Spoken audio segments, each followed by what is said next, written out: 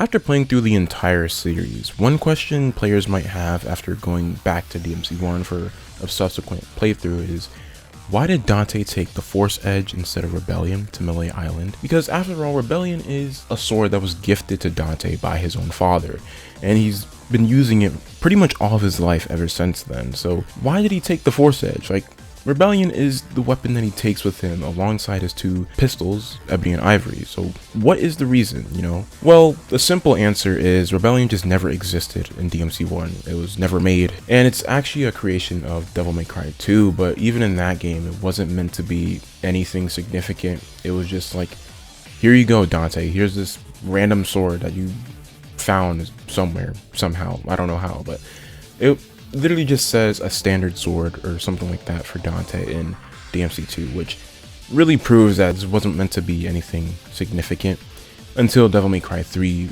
added a lot more weight and significance to the weapon and turned it into the staple weapon of Dante as we know now. But, you know, that doesn't really explain lore-wise, you know, that's outside of the game. What about lore-wise? Is that still unanswered? Is it a plot hole? Well, not really. I think Dante had a pretty good reason on why he took Force Edge to Melee Island instead of Rebellion, and I'll be explaining that in this video. But we first have to go over the context, and I am going to warn that after the context, everything else is pretty much just my interpretation based on cutscenes and game mechanics and all that, so that's something you should probably know. But yeah, without further ado, let's get into the context. Okay, so we first need to travel back to DMC3 Mission 17, and we begin with our favorite old bald guy, Arkham, pulling out the Force Edge from its pedestal where it was acting as a seal for the demon world. After doing this, he takes the form of Sparta, and Dante is eventually able to make his way to Arkham, and he's taunting Dante about looking like his father, and Dante's not fazed by this. And so Arkham literally cannot handle the sheer power of the Force Edge, so he becomes mutated and this ugly blob thing that everybody hates fighting. So Dante, of course, is fighting Arkham, and then Virgil arrives, and both of them fight Arkham together since they know that they should probably fight together instead of separately and whatnot. And they are successful in defeating him, and then the Force Edge and their amulets drop further into the demon world. They're able to catch the amulets, but that leaves Force Edge, which is still falling further into the demon world. And so in the next mission, Mission 20 specifically, the two brothers fall down to the demon world.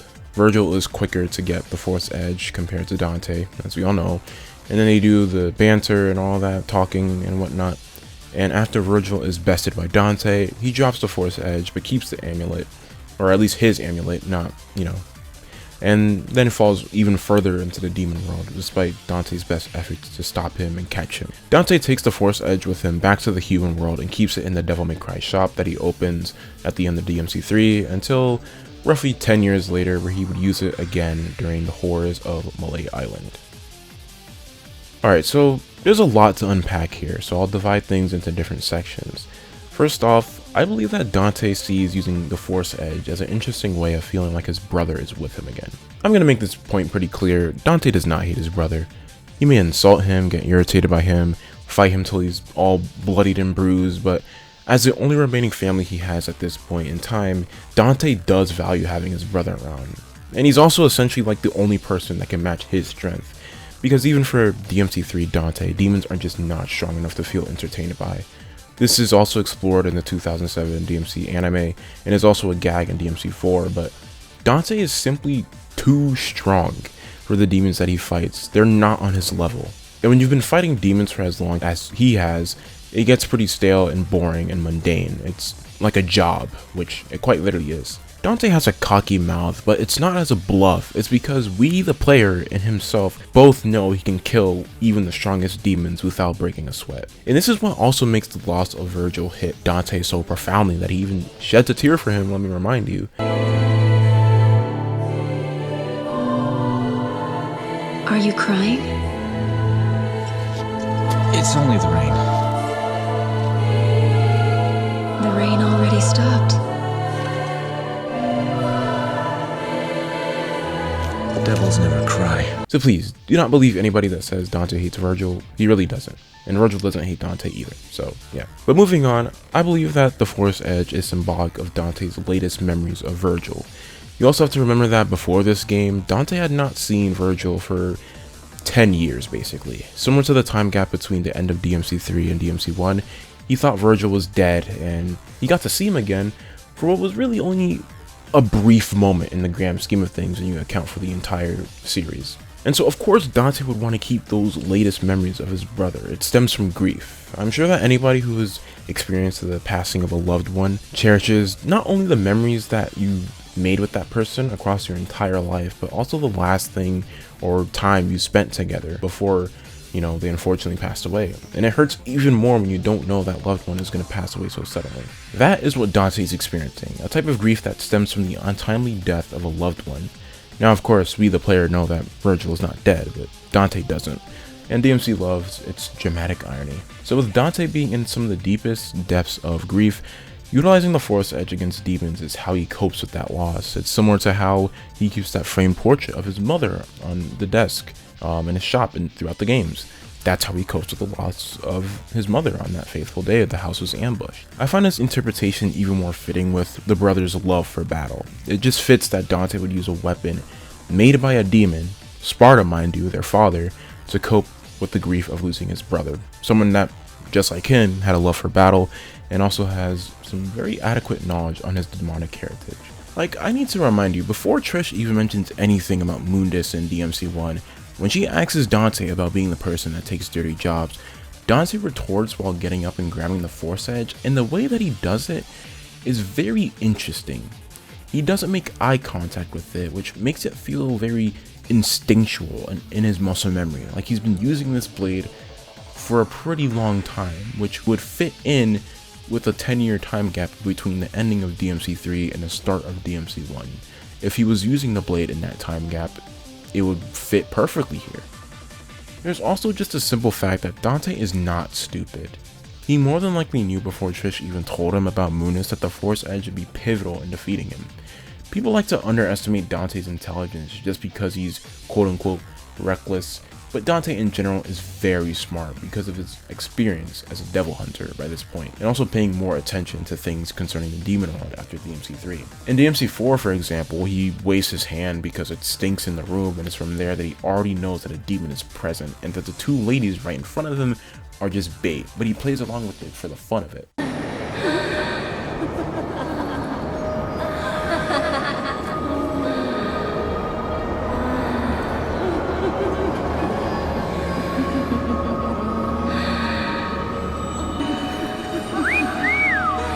Baby, yeah! Alright. Nice. Sweet.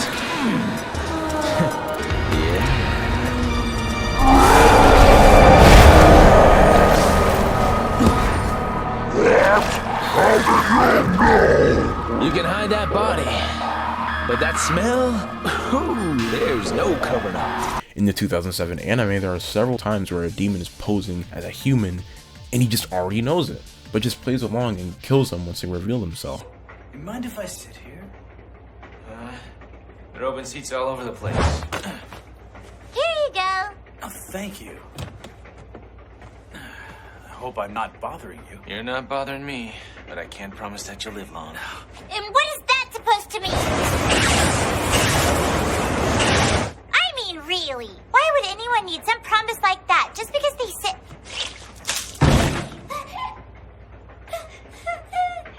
Good grief. That's why I told you. He was beat to death. Damn. It can't be. Was it you? Over here! Jeez, what is this? You. How about you start telling me what's going on here? Sure, so how about I run this little scenario by you? Huh? For the 10 seconds or so that this train was in the tunnel, in this car there was those three, me and the girl. And then, our dead friend here. That makes 6. First off, the old man. He didn't do it. And the couple there was making out in the dark. And that's how she was. So that only leaves you. No, there was one more person. Or to be more precise, one more thing.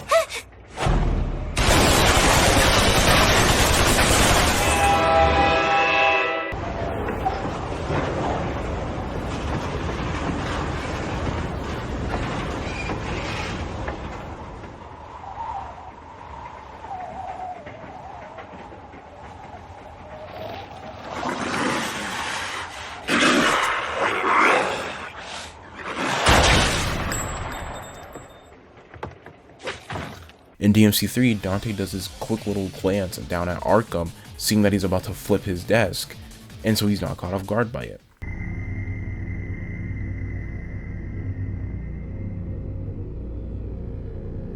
He sent this invitation for you.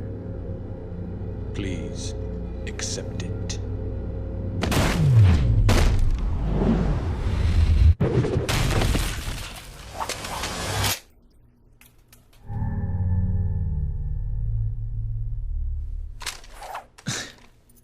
Invitation, huh? All of these are perfect examples of how Dante's intuition is very strong. He doesn't need to take a moment to think, he just knows and acts swiftly in accordance. And so with Dante's high intelligence, he used the Force Edge when trying to scout out Moonness, as that was what Dante was doing before the events of the game, which he says with this line. You're the man who lost a mother and a brother to evil 20 years ago. The son of the legendary Dark Knight Sparta, Mr. Dante.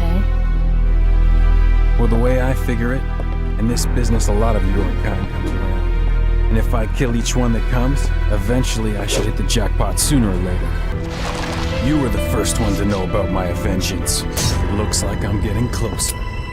When Dante says, a lot of your kind come around, and if I kill each one of them, eventually I should hit the jackpot sooner or later, he's basically saying, a lot of demons come around here, and if I kill each one, then I'll eventually find Moonness. Moonness is that jackpot, since we know he's responsible for that demon invasion 20 years ago from this point. Defeating him for a vengeance is what Dante wants, as he later makes clear after the quick little fight him and Trish have. He believes he's getting closer because Trish knows more than the other demons. So Dante used the Force Edge because after witnessing the power that it possesses in the events of DMC3, he came to the conclusion that it would be crucial in having a chance at defeating Moonness, which he was right about. Thanks for watching. I hope you all enjoyed this more intensive video. I thought of this plot point a lot, and then I fell into the rabbit hole of theorizing basically. It was pretty fun though. Just remembered, what I'm arguing is not canon. I'm not saying that it is. It's not. This is just my interpretation and theory on the simple question of why Dante took Force Edge and not Rebellion. Please don't fight me. But yeah, that's all. I'll see you all another time. Peace out.